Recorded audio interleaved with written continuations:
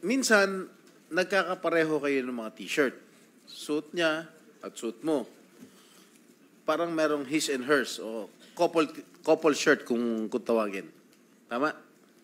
Hindi naman po, Your Honor. Hindi. O then, papapakita ko lang sa'yo. O to. O.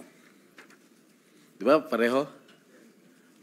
Opo, Your Honor, pero nabili ko rin po yan na damit. Binilin po, mo siya? Your Honor. Hindi po, Your Honor. Paano naman nangyari yun?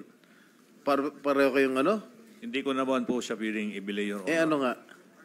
Nagkataon po siguro may, Your Honor, na ganyan lang Regalo niya sa'yo?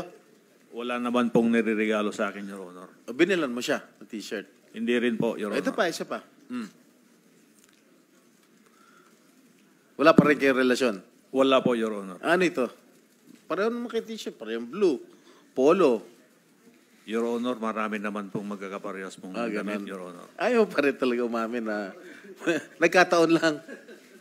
Wala naman po kaming relasyon, Your Honor. Talaga. Sige, mamaya ipoprove ko talaga na meron talaga kayong relasyon.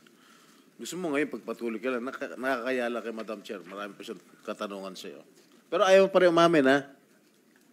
Opo, Your Honor, hindi naman po talaga. Wala naman po kaming relasyon. O, Alice Go. Ikaw ba bumili ng t-shirt para sa kanya? O siya nagregalo sa'yo? Ha? Yung mic po, Ms. Go Huaping, isang sagot dun sa tanong ni SP Pro Tempore. Hindi po.